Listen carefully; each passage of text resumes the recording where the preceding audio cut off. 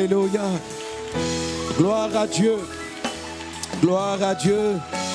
Seigneur, reçois nos acclamations. Nous les offrons à toi et nous célébrons ton nom. Alléluia. Amen. Bénis un voisin, bénis une voisine. Souhaite-lui la bienvenue dans la présence glorieuse et manifeste de Dieu. Amen.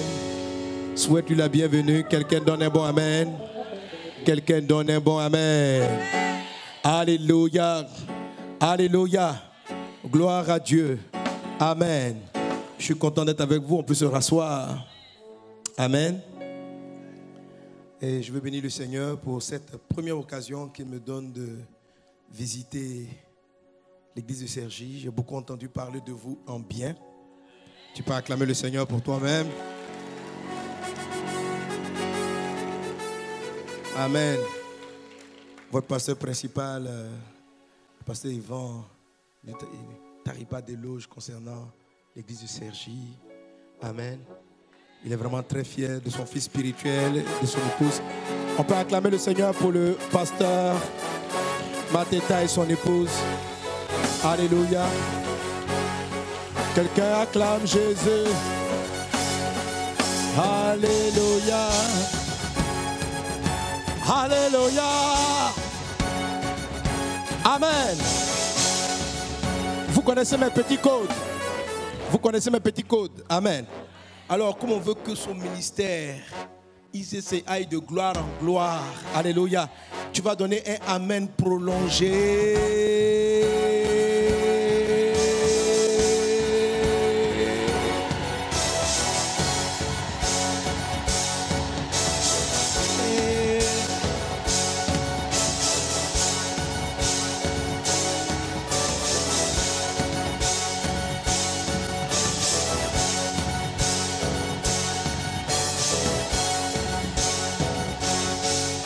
Wow. Alléluia. Et c'est pas fini. Je crois que Cergy vient de battre le record de la France. Un amen prolongé. Alléluia. Quelqu'un donne un amen multiplié.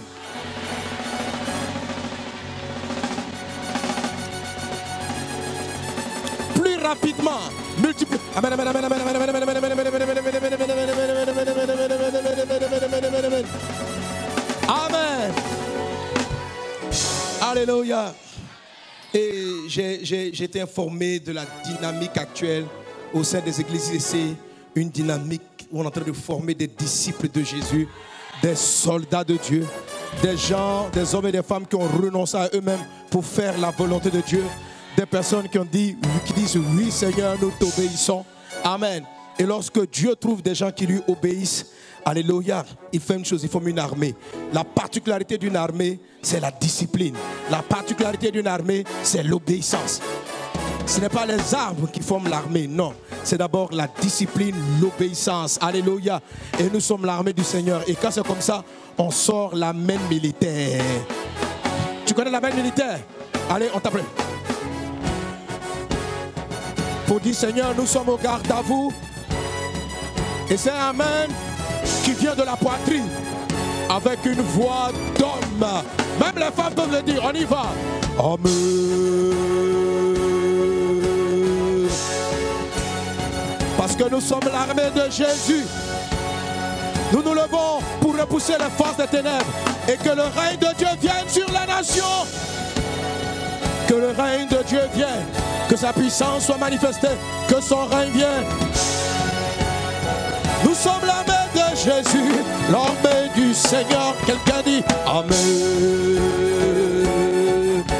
Amen, amen, amen. Amen, amen, amen, encore Amen. Et là, pendant que nous battons les pieds, sous nos pieds, les démons sont écrasés. Les œuvres des ténèbres, les œuvres de l'enfer, nous les écrasons. Et le règne de Dieu est manifesté. Amen. Alléluia. Amen. Le Seigneur, certainement, sûrement, le Seigneur est en train de susciter dans cette église une armée glorieuse, une armée puissante, Une armée bénie. Alléluia. Alléluia. Je disais au premier culte que votre ministère, l'église de Cergy, n'a pas encore commencé. Malgré tout ce que tu as pu voir, tu te dis, waouh, c'est glorieux, déjà autant de personnes en peu de temps. Vous n'avez pas encore commencé. Alléluia. Amen. Alors, si vous n'avez pas encore commencé, ce qui arrive est encore davantage. Non, vous n'avez aucune idée. Vous n'avez aucune idée. Et je ne le dis pas parce que ça fait beau, je ne le dis pas parce que ça fait intéressant, je le dis parce que c'est ce que je ressens de manière prophétique. C'est une église qui est en train de poser ses fondamentaux, sa base. Amen. Alléluia. Et lorsque vous voyez les fondements, dans les fondements, toute œuvre peut se ressembler. C'est très difficile de connaître le plan d'une maison quand vous regardez les fondements. Amen. Mais de la fondation dépend toute la solidité de l'édifice. Alléluia. Et c'est une église qui est en train de poser les fondements. Jésus-Christ, pendant les 3 ans de son ministère, a posé les fondements de l'église en général. Et les fondements, c'est l'émergence, la manifestation d'une armée, d'une église disciplinée. Jésus a formé des disciples. Une fois qu'il a formé les disciples, il a posé la base. Il savait qu'il y a des gens qui étaient prêts à donner leur vie pour faire avancer le royaume de Dieu. Alors il leur a dit, allez maintenant, vous recevrez une puissance et vous serez mes témoins. Pendant 3 années, Jésus a posé les fondements. Il savait que le reste, ça allait être facile à faire. Le Saint-Esprit allait conduire. Et les fondements, c'est ce que vous êtes en train de faire en ce moment. Travailler pour la manifestation des disciples. Enseigner les fondamentaux. Poser les bases et être prêt à conquérir pour le royaume de Dieu. Acclame le Seigneur pour ta vie. Amen. Alléluia, on peut se rasseoir. Et ce midi, en ce jour, j'aimerais rester un peu dans cette dynamique. Amen. En fait, il y a quelque chose de cela, ce n'était pas du tout prévu que je vienne ici. Donc, je pense que même la plupart ont dû se rendre compte que c'est peut-être au dernier moment, ça a dû apparaître sur Facebook. Ou, voilà, le pasteur n'a pas annoncé dimanche dernier parce que dimanche dernier, ce n'était pas dans le programme que je sois là. En fait, je viens d'une série de programmes après plusieurs croisades en Côte d'Ivoire, où vraiment le Seigneur a fait de grandes choses. J'ai juste enchaîné, je suis parti au Canada, à Montréal, et puis dans la ville de Gatineau pour 2 séminaires, et puis un aussi avec l'église Vase d'Honneur là-bas. Donc je me sentais vraiment fatigué après tout ça. Et pour des raisons, mon épouse était là au premier culte. Ceux qui sont venus au second culte, vous l'avez manqué. Voilà. Amen. Alléluia. Donc la meilleure partie de moi est partie. J'espère que ça ne peut pas trop influencer le message du deuxième culte. En tout cas, priez pour pouvoir supplier sa présence. Hein. Parce que quand elle n'est pas là, ça fait autre chose. Je ne sais pas trop. Dieu va me faire grâce. Amen. Voilà, donc on était au Canada. Dès le moment où on a décidé de s'arrêter un mois à Paris, juste pour gérer 2 ou 3 choses. Et je voulais être vraiment le plus discret possible.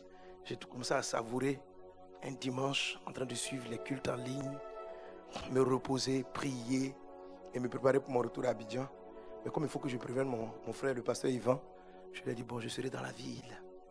Il dit, tu ne peux pas te reposer. Je dis, mais toi-même, tu dis que je suis toujours fatigué et que j'ai besoin de me reposer. Maintenant que je veux me reposer, tu dis pas à Paris. Il dit pas à Paris, c'est pas possible. Bon, on est frères, mais c'est mon tuteur de Paris. Quand j'arrive à Paris, je lui obéis, je suis au garde à vous. Donc, et il a regardé, il dit, bon, voilà, il faut que tu viennes à Cergy. J'ai dit, Seigneur, vraiment, j'ai besoin de ta grâce. Amen. Et je lui ai demandé un peu, bon, parce que vraiment, je n'ai pas préparé cela. Dans quelle dynamique vous êtes? Je sais que depuis un moment, au niveau de Boissy, c'est la série sur l'obéissance, sur le discipolat, l'obéissance à Dieu, le fait de faire la volonté de Dieu. J'ai parlé aussi au pasteur Mateta qui m'a dit, ici à Cergy, vous êtes dans la même dynamique. Amen. Avec former des disciples de Jésus. Et puis, je crois que la dernière série dans laquelle vous êtes, c'était la prière. La prière d'ensemble, la prière commune. Amen. Alléluia. Alors, j'ai décidé de rester dans la même dynamique, de partager avec vous quelques petits secrets. Donc, s'il y avait un thème à donner, quelques secrets d'une prière efficace. Pourquoi tu dois prier, tout ça. Et je crois que le thème de la prière va nous aider, ce point-là, à être des personnes plus obéissantes à Dieu. Amen. Parce que lorsqu'on dit faire la volonté de Dieu, c'est vrai que quelquefois, certains utilisent ça comme prétexte pour ne pas obéir, pour dire que c'est difficile. La volonté de Dieu n'est pas difficile. Ok? Mais quand quelqu'un prie, plus qu'une personne prie, plus elle est à même de faire la volonté de Dieu. J'aimerais partager avec vous quelques secrets sur la prière. Amen. Merci Seigneur Jésus. Mets les mots dans ma bouche pour ce deuxième culte. Remplis-moi de toi afin que je parle fidèlement de ce que tu as mis dans mon cœur. Que les limitations physiques, la fatigue ne soient pas un frein à ce que tu veux dire à tes enfants, à tes fils et à tes filles. Et à moi-même, nous sommes tous assis à tes pieds pour apprendre. Enseigne-nous tes voies au nom de Jésus. Amen. Amen. Tu peux acclamer Jésus. Quelqu'un dit la prière.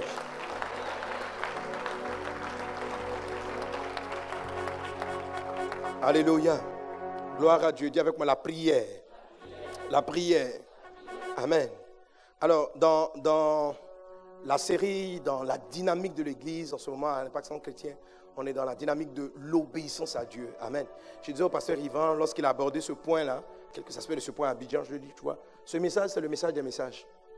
C'est le message des messages. Amen. Parce que tout ce que Dieu nous dit dans sa parole a un but, que nous puissions simplement obéir. Si Dieu te dit d'aller à droite, va à droite. Ce que Dieu dit de faire, Dieu te demande de pardonner, il faut pardonner. Alléluia. Il ne faut pas suivre ses émotions, il ne faut pas suivre ses sentiments. Et lorsqu'on obéit à Dieu, la vie divine est manifestée. Lorsqu'on obéit à Dieu, le Seigneur arrive à accomplir tous ses plans dans notre vie. Le pasteur Yvan a appris dans son message ceci, que il y a, on peut dire, deux grandes catégories de chrétiens. Il y a les chrétiens qui ont Jésus seulement pour sauveur. Il y en a d'autres qui ont Jésus pour Seigneur. Amen. Voilà, même si dans votre bouche, vous prétendez que Jésus est Seigneur, Jésus n'est pas votre Seigneur si vous ne lui obéissez pas. Donc, le mot, il est le Seigneur de toute la terre dans le sens que tout lui appartient, il a tout créé, mais Dieu a voulu que l'espèce humaine soit autodéterminée, autodéterminante. C'est-à-dire, il t'arrive les choses que tu choisis de faire, tu as les conséquences des choses que tu sèmes. Amen. Il y a une part dans la vie de l'homme qui est vraiment dans la main de Dieu, mais il y a une grande partie qui est dans la main des hommes. C'est pour cela que nous allons rendre compte de cette liberté de choix que Dieu nous a donné d'avoir. Amen. Est-ce qu'on est ensemble? Est-ce qu'on est ensemble? Voilà, il n'y a pas les 10 commandements pour les animaux, par exemple, parce qu'ils agissent de manière instinctive. Mais l'homme, malgré qu'il ait des instincts, qu'il ait des sensations, il a toujours le pouvoir de choisir. Et lorsque nous choisissons d'obéir à Dieu, nous faisons de lui notre Seigneur. Et quand il est notre Seigneur, c'est-à-dire notre maître, il est capable de nous donner toutes choses. Il contrôle notre vie. Si autre entité, un autre esprit devient notre maître, c'est cet autre esprit-là qui accomplit ses plans dans notre vie. Donc la clé de tout cela, donc je dis le message des messages, c'est l'obéissance. Quelqu'un dit avec moi l'obéissance. L'obéissance. Dis avec moi, dis avec vigueur, l'obéissance. Alléluia. Alléluia. Et le contraire de l'obéissance, c'est bien sûr la désobéissance. Mais normalement, tout chrétien né de nouveau, quelqu'un qui a donné sa vie à Jésus, qui est déjà sauvé par Jésus, il reçoit le Saint-Esprit. Et il va sentir en lui-même le désir de faire la volonté de Dieu. C'est-à-dire d'obéir à Dieu. Il sent en lui-même. Et un chrétien converti est triste lorsqu'il a une attitude dont il est conscient que Dieu n'apprécie pas. Amen. Il y a des gens, par exemple, qui savent que Dieu aurait voulu qu'il soit plus calme, plus posé. Mais ils sont surpris face à des frustrations de se mettre en colère, de s'irriter. Et puis après, ils regrettent. Même s'ils vont justifier, non, je me suis mis en colère pour ceci, pour cela. Mais ils savent que Dieu n'aurait pas voulu qu'il agisse ainsi. En fait, pour plusieurs, on a le souhait de faire la volonté de Dieu. Mais on ne trouve pas en nous la force d'obéir toujours à ce que Dieu demande. Est-ce qu'il y a des personnes qui sont confrontées à cela au milieu de nous? Amen. Qui aspirent à faire certaines volontés de Dieu, certaines choses de la volonté de Dieu, et n'y arrivent pas. Amen. Jésus pouvait dire à Matthieu 26, verset 41, je dis, tu n'es pas le seul. La plupart des personnes sont confrontées à cela. Ils aspirent à faire la volonté de Dieu, mais ils ne trouvent pas en eux suffisamment la force. La prière dont je vais te parler est la clé pour tirer la force, pour entendre mieux la voix de Dieu, pour discerner la voix de Dieu, pour savoir que Dieu a parlé, il faut prier. Pour entendre Dieu, il faut prier. Quand Dieu a fini de te dire quelque chose, pour que tu sois capable d'obéir à tout ce que Dieu dit, il faut que tu développes une vie de prière. Quelqu'un est avec moi? Alléluia. Tu dois prier. Tu dois prier. Dis à ton voisin, tu dois prier. Ma prière est qu'au sortir de ce moment, tu développes la culture de la prière, la vie de la prière, de manière sans relâche, que tu pries. Ma prière est que quand tu sors de ce lieu, tu cultives l'art de te réveiller avant le lever du jour. Tu pries jusqu'au matin. Ma prière est que tu passes beaucoup de temps dans la prière. Mon objectif au sortir de ce message, c'est que lorsque tu montes dans le train, dans le RER, dans le métro, quand tu es dans les transports, tu sois en train de parler à Dieu. Tu es là. Tu pries dans ta voiture, tu pries. À tout moment, tu pries. Mon objectif en donnant ce message, c'est de t'amener à faire que même dans tes rêves, même quand tu rêves, tu arrives à prendre le contrôle de tes rêves et tu pries dans les rêves. Alléluia. De sorte que si des démons, des esprits impies venaient à t'attaquer dans ton rêve, ils te rencontrent en prière. Tu dois prier. Dis à ton voisin, tu dois prier. Tu dois prier. Et ce message-là est censé réveiller en toi la vitamine et la dynamique de la prière. Tu dois prier. Tu dois prier. Amen. Tu ne dois plus trouver d'excuses. Je suis trop occupé. Plus on est occupé, plus on doit prier. Alléluia. Alléluia. Moins on est occupé, plus on doit prier. Dans tous les cas, plus on doit prier. Quelqu'un est-il avec moi? Amen. Amen. Matthieu chapitre 26, verset 41, Jésus dit: veillez et priez afin que vous ne tombez pas dans la tentation. L'esprit est bien disposé, mais la chair est faible. Alléluia. Donc, les disciples avaient le projet, l'intention d'obéir à Jésus, de ne pas sortir de la voie de Jésus. Jésus leur dit: c'est l'heure des ténèbres. Satan est venu, Satan vient. Et il dit ceci: certains d'entre vous vont me renier, vous allez me renier. Il dit: non, ce n'est pas possible. Est-ce que Dieu voulait qu'il le renie? Non. Mais Jésus leur dit: vous allez avoir une pression, une tentation, où vous allez renier à mes principes. Vous n'allez pas obéir à ma volonté. Pierre a fait le reniement public. Les autres ont fui. Mais tout comme fait, ils n'ont pas tenu ferme dans la volonté de Dieu. Et pourtant, Jésus leur avait donné le remède. La veille de la grande tentation, il leur dit: veillez et priez. Autrement dit, un homme, un enfant, un croyant tire la force d'obéir à Dieu. Quelle que soit la pression, il trouve cette force-là au travers de la prière. Il y a des gens qui obéissent à Dieu jusqu'à ce que surviennent certains types de tentations. Il y a des gens qui vivent la sainteté jusqu'à ce que survienne un certain degré de tentation. Jésus dit: veillez et priez afin que vous ne tombez pas en tentation. Quelqu'un est-il avec moi? On peut traduire cela: veille et prie afin que tu aies le pouvoir d'obéir à Dieu. Veille et prie afin que tu puisses faire la volonté de Dieu. Veille et prie. Dis à ton voisin: veille et prie. Veiller, ça ne veut pas dire seulement passer des nuits sans dormir. Ça signifie cela aussi. Mais veiller, ça veut dire être vigilant. C'est-à-dire que tu dois faire en sorte que tu pries tout le temps. Parce que l'assoupissement arrive très vite. Alléluia. Parce que la fatigue arrive très vite.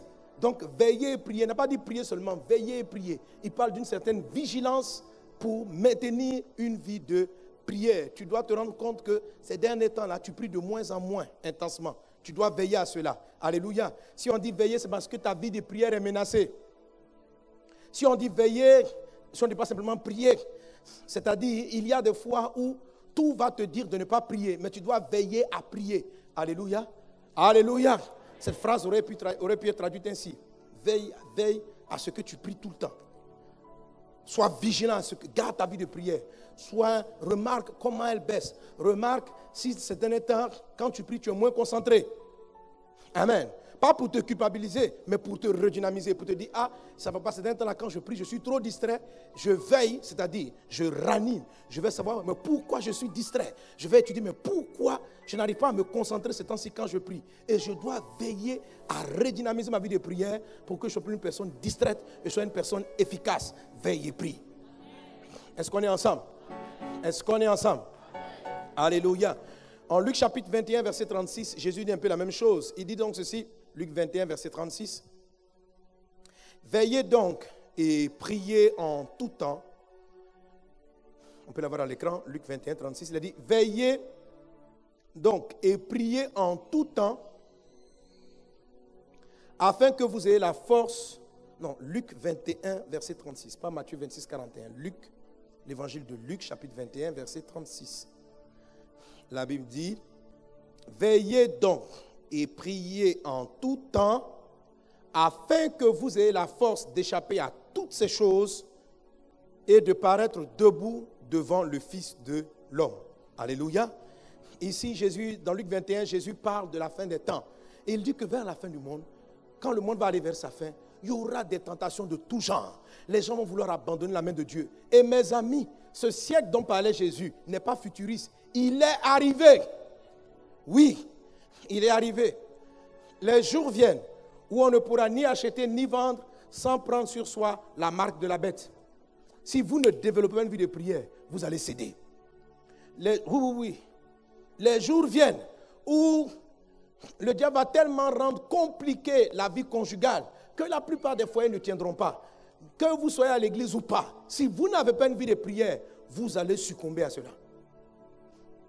Les divorces dans l'église ont augmenté de manière extraordinaire ces dernières 10 années. La prière fait défaut. Dans nos nations, les lois, les règles et toutes les choses dans les pays, autrement dit, le monde est en train d'aller de mal au pire. Des décisions les plus iniques. La crainte de Dieu a balayé l'Assemblée nationale, l'administration, les élus. Les gens n'ont plus la crainte de Dieu. Et il y avait, la France ou l'Europe était beaucoup plus morale, avait beaucoup plus de valeur. Quand il y avait moins d'églises. Maintenant, il y a des églises un peu partout. Mais les valeurs morales sont aussi au plus bas. Le taux de consommation de drogue a augmenté. N'est-ce pas? Le nombre de divorces a augmenté. La Bible dit, vous êtes la lumière du monde, vous êtes le sel de la terre. Si le sel perd sa saveur, avec quoi la lui rendra-t-on? Vous savez, quand Jésus dit on est le sel de la terre, la plupart des gens de notre siècle, nous ne savons pas trop de quoi il parle. On pense, c'est vrai, que le sel, effectivement, cherche à donner du goût à la sauce, cherche à donner du goût aux aliments, c'est vrai. Mais le sel a une autre fonction. Amen. La fonction de conservation. Avant qu'il y ait la réfrigération, avant qu'il y ait notre capacité de créer des réfrigérateurs, les parents conservaient les aliments tels que la viande et le poisson au travers du sel, par le sel. On met le sel. Lorsque vous mettez un produit dans le sel, il ne pourrit pas. Donc quand Jésus dit vous êtes le sel de la terre, nous sommes à son époque. Amen. Il n'y a pas de réfrigérateur. Il est dans une zone chaude. Jésus n'était pas en train de parler du sel qui donne du goût à la sauce, même s'il fait un peu référence à cela. Mais il parlait de l'élément conservateur. Quelqu'un est avec moi? Lorsqu'il dit que nous sommes le sel de la terre, ce qu'il est en train de dire, c'est que, écoutez, c'est que le monde de manière naturelle est en train de pourrir. Mais seule l'Église est capable d'empêcher la pourriture. Vous me suivez?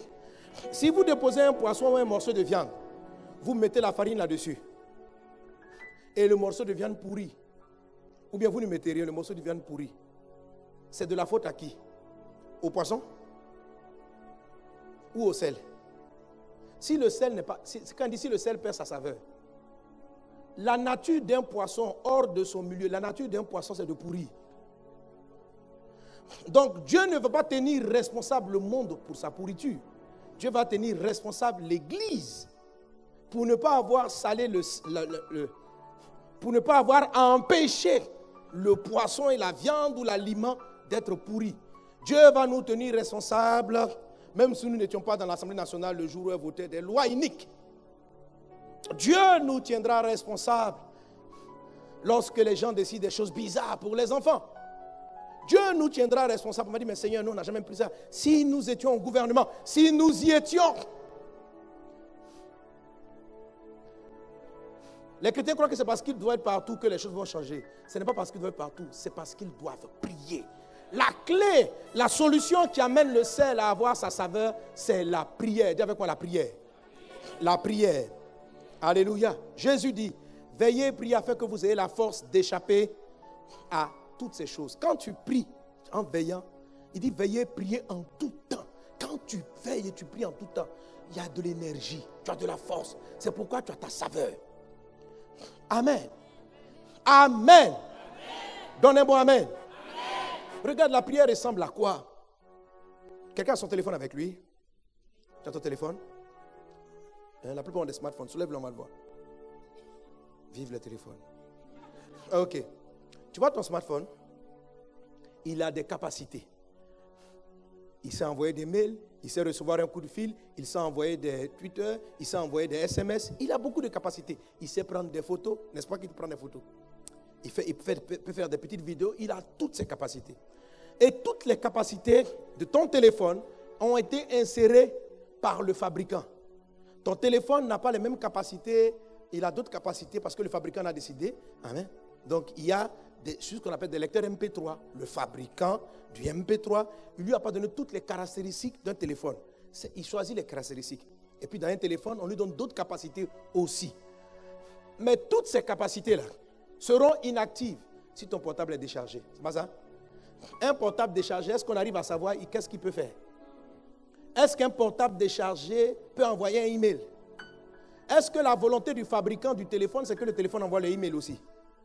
Mais s'il n'y a pas de batterie, est-ce qu'il sera capable de faire quelque chose? C'est de ça la Bible parle. Quand vous ne priez pas, la prière, amen, est le câble spirituel par lequel vous vous connectez à Dieu et il recharge vos batteries.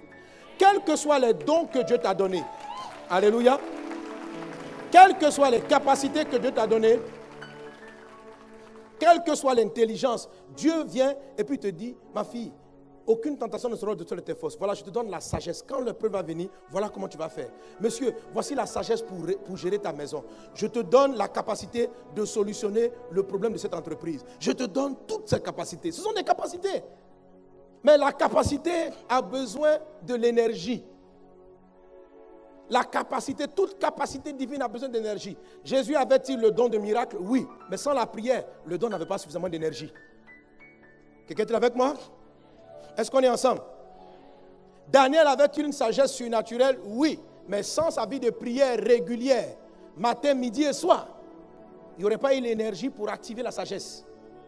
C'est une application qu'on a déposée dans l'intelligence de Daniel. La sagesse. Sans la prière, il n'y a pas de Joseph. Parce que sans la prière, il n'y a pas tout ce qu'il y a dans ton téléphone. La prière est une source d'énergie. La Bible dit, veillez, priez, afin que vous ayez la force, c'est énergie, afin que vous ayez l'énergie. L'énergie suffisante pour parler à toutes ces choses. Sois rempli d'énergie divine au nom de Jésus. Au nom de Jésus. Au nom de Jésus. Amen. Veillez, priez afin que tu aies l'énergie. Veillez, priez afin que tu aies la force. Amen. Il dit, priez afin que vous ayez la force d'échapper à toutes ces choses qui arriveront. Donc il y a suffisamment d'énergie au ciel pour que nous renversions les forteresses des ténèbres, pour que le monde soit béni au travers de nous. Amen. Il dit, et de paraître debout devant le Fils de l'homme. Luc 21, 36. Et de paraître debout devant le Fils de l'homme. Ça veut dire, tu as accompli ta destinée. Quand Jésus revient, tu es là. Seigneur, j'ai accompli ma course. Donc, qu'est-ce qui fait qu'un chrétien va faire la volonté de Dieu, va accomplir sa destinée, va réaliser les choses? La clé de base, c'est la prière. Dis avec moi, la prière. Tu dois prier. Amen. Et le texte dit, veillez, priez en tout temps. Tu dois prier. Dans ton sommeil, tu dois prier. Au réveil, tu dois prier. Quand on appelle, s'il y a une chose qu'on appelle un temps, il doit être rempli de prière. Veille et prie en tout temps. Est-ce qu'il y a un temps pour dormir? On dit veille et prie en tout. Dernièrement, il y a des fils spirituels qui ont coupé une partie de mon message où je parlais de la prière en tout temps. Et ils en ont fait une sonnerie. Donc moi, j'étais surpris. Un jour, je suis quelque part et puis le téléphone sonne. Le téléphone d'un frère. Et il est sur cette partie-là. Prie. Je disais ça. Quand tu dors, prie. Au réveil, prie. Quand tu manges, prie. Tu vas à l'école, prie. Dis avec moi, quand tu fais, prie. En toutes circonstances. Pour tes enfants, pour ton mariage, pour ta vie. En toutes circonstances. Quand tu te réveilles, à tout moment. Quand tu vas au travail, dans le transport en commun, dans ta voiture. Prie. Prie. Prie. Prie. Prie. Prie. Prie. Prie. Prie. Prie. Prie. Prie. Alléluia. Devenez prier. Si Satan se manifeste, c'est parce que l'église ne prie pas. Oui, on ne prie plus. Les gens n'ont plus la force. Tu ne peux pas avoir la force même de méditer la Bible si tu sens la prière. La prière te donne la force. C'est là-bas qu'on prend l'énergie. Veillez prier afin d'avoir la force. Veillez prier afin que vous ayez la force d'échapper aux tentations. Veillez, prie, prie, prie, prie. Veillez, ça veut dire à tout moment. Mais il complète encore. Veillez, priez en tout temps. En tout temps. En toutes circonstances. Quand tu as besoin de la volonté de Dieu, prie. Quand tu n'as pas besoin de la volonté de Dieu, prie. Avant de voyager, prie. Dans le voyage, prie. Après le voyage, prie. Tu prends l'avion. Ne passe pas tout le temps à regarder tous les films de l'avion. Prie. Tu regardes un peu un film, tu pries. Tu regardes au milieu du film, tu pries. Après le film, tu pries. Tu pries. Amen. Alléluia. Tu pries. Et quand tu maintiens une vie de prière, tu vas voir même qu'il y a des films, l'esprit va te dire, il ne faut pas regarder. Et il faut prier. Prie.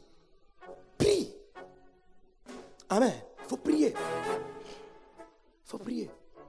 Et la prière est tellement importante. Tellement c'est la clé de l'énergie divine. On doit obéir à Dieu. Même l'obéissance nécessite de l'énergie. Pas simplement de la volonté. Pas simplement un souhait. Mais ça nécessite de l'énergie. D'abord, même pour obéir, il faut pouvoir entendre. Il faut pouvoir savoir discerner, distinguer qu'est-ce qu'il attend exactement de moi. Et comment est-ce qu'il veut que j'applique cela? C'est la prière. C'est la prière. Jésus dit, je ne fais rien de moi-même. Tout ce que je fais, c'est parce que j'ai vu mon Père le faire. À quel moment il voyait le Père? C'est dans la prière. Jésus passait des nuits entières à prier. Il priait. Le jour où il devait choisir les apôtres, il a veillé toute la nuit. Il a prié pour connaître le plan de Dieu. Les gens sont là. Ils veulent connaître le plan de Dieu pour leur mariage. Ils veulent que Dieu ne peut même pas, même sa propre volonté, il ne peut pas l'accomplir dans ta vie si tu ne pries pas. Oui, il y a des personnes qui disent que non, Dieu peut tout. À cause de ça, il ne faut pas prier. Mes amis, Dieu, il peut tout, mais il ne va pas tout faire. Tu comprends? Pourquoi? Ce qui le contraint, c'est sa parole. C'est sa parole. Sans la prière, c'est pourquoi dans la prière de notre Père, je dirai quelques mots là-dessus tout à l'heure, il dit ceci, quand vous priez, dites que ta volonté soit faite sur la terre comme elle est faite au ciel. Ça veut dire quoi? Dieu a des plans. Dieu veut que la France soit sauvée. Mais si les chrétiens ne prient pas pour que la volonté qui est au ciel s'accomplisse sur la terre, elle ne va pas s'accomplir. Si Dieu n'a pas besoin que tu lui demandes ça en prière, pourquoi il va te dire de prier pour ce sujet? Quand vous priez, notre Père qui es aux cieux, que ton règne vienne, que ta volonté soit faite sur la terre comme elle est faite au ciel. Tu crois que ce qui arrive à ton foyer, c'est la volonté de Dieu? Non. Mais comment la volonté de Dieu va-t-elle quitter le ciel? La volonté de Dieu, c'est qu'il y ait la paix, le bonheur et la joie. C'est que tu vives ça. Mais cette volonté-là, elle est au ciel. Toi, tu es sur la terre, tu as Sergi. Hein? Que ta volonté soit faite à Sergi comme elle est faite au ciel. Oui. Éphésiens chapitre 1, verset 3. Vous êtes bénis de toutes sortes de bénédictions dans les lieux célestes en Jésus-Christ. Donc, tu es béni de toutes sortes de bénédictions. Mais où ça? Au ciel. Oh, tu es sur la terre. Tu as Sergi. La volonté au ciel. Ton travail est au ciel.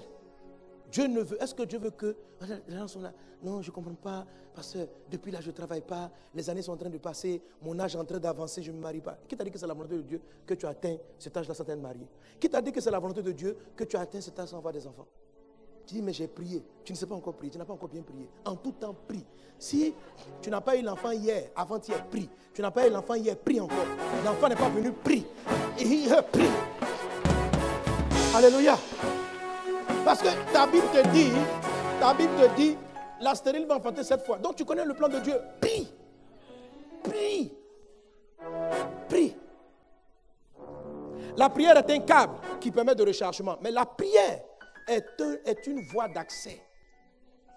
La prière est une voie d'accès. La prière est un réseau. Comme une connexion qu'on tisse avec le ciel. La prière est comme ça. C'est comme ça qu'elle fonctionne. Amen. Jésus pouvait dire aux disciples, il dit désormais vous allez voir les anges monter et descendre sur le Fils de l'homme. La prière est une route qu'on établit entre le ciel et la terre. La volonté est dans le ciel. Quand quelqu'un prie, il crée le chemin. Amen. Et les anges montent et descendent, comme vous le voyez à l'écran. Les anges montent et descendent. Quand Daniel est en train de prier, il y a un ange qui est venu qui lui a dit, dès que ta prière est entendue au ciel, je suis descendu. Mais sur la route, sur le chemin, le roi de Perse m'a attaqué. Donc il y a un chemin. La prière, c'est une manière de créer un canal qui va permettre aux anges de monter avec la demande et de descendre avec l'exaucement. Alléluia. Alléluia. Quelqu'un qui ne prie pas beaucoup, l'accès qu'il donne aux anges est très petit. C'est-à-dire c'est une route à un seul sens. Vous avez déjà tombé sur les voies comme ça? Ça fait des embouteillages. C'est-à-dire il y a une seule... Donc il y a un feu là-bas qui se met au rouge pendant que l'autre est au vert. Tout le monde passe. Et à un moment donné, ça change.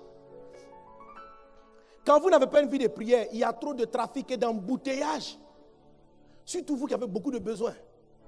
Il y a tellement d'anges. Tous les anges s'embrouillent, ils ne savent pas comment ils vont passer. Amen. Tu as prié. Je veux voyager, je veux marier, je veux. Donc, tu as fait des prières.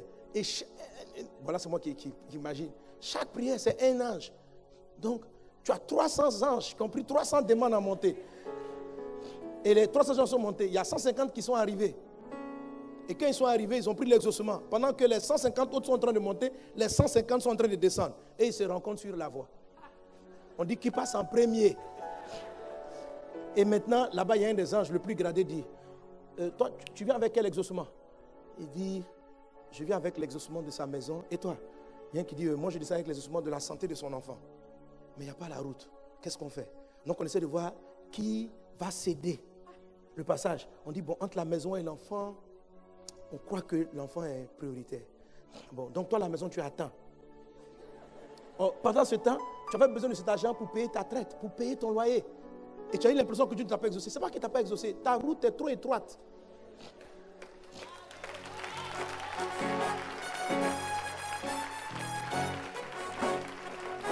Il t'a exaucé, mais il a dû faire le tri. Hein? Qui vient en premier? Qui vient en premier? Quand tu pries régulièrement, c'est comme si tu élargissais la voie. À la fin, tu fabriques une autoroute avec 6 voies d'un côté, 6 voies de l'autre. Amen. Les voitures, les anges montent et descendent. Prie.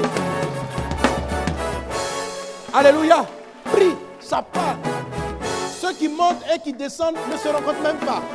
Chacun, ça veut dire en monter comme en descendre. Voilà. Et ça, vous le voyez même sur Internet. C'est très simple.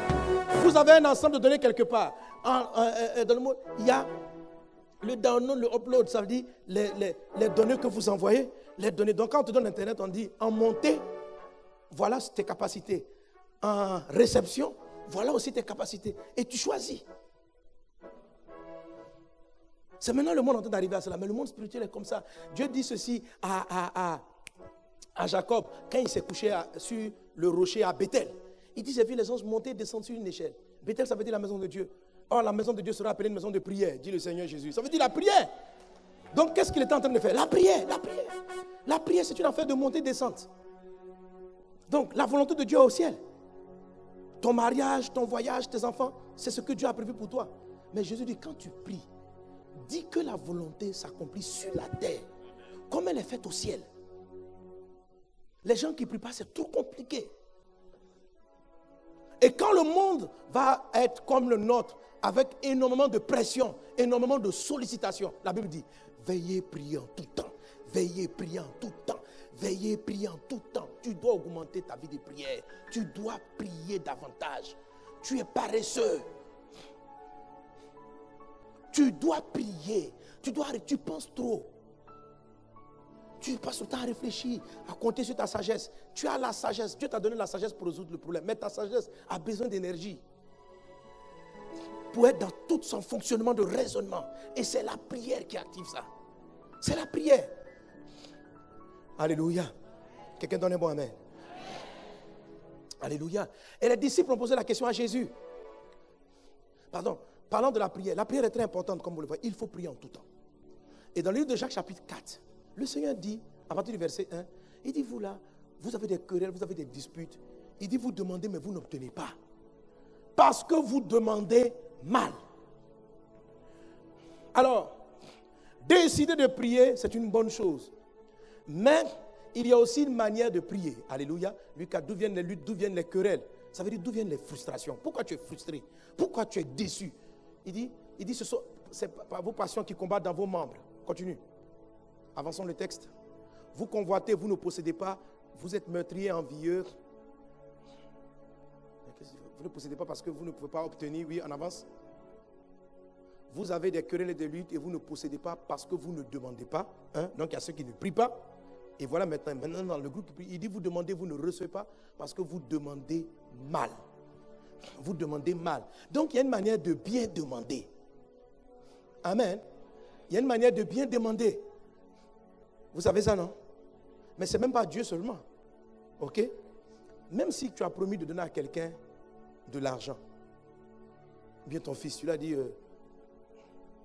fisson, le jour où tu vas vouloir t'acheter ta chaussure, tu viens, je vais te donner. Ok? Tu me rappelles.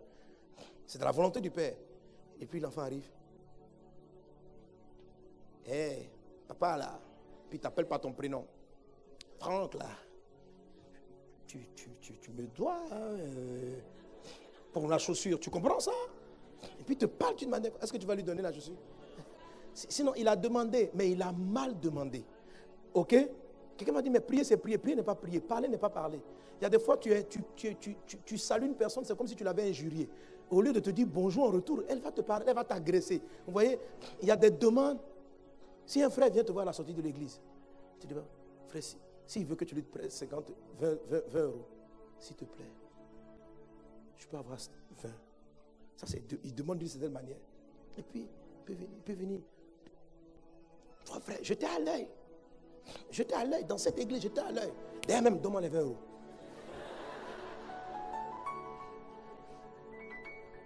Tu vois, il y a des gens qui prient comme ça. Quand ils voient Jésus, Jésus, j'étais à l'œil. Ça fait 4 prières, je fais, tu n'as pas exaucé. J'étais à l'œil. Si tu ne me réponds pas, Seigneur, tu vas voir. Moi, je vais quitter l'église. Hein?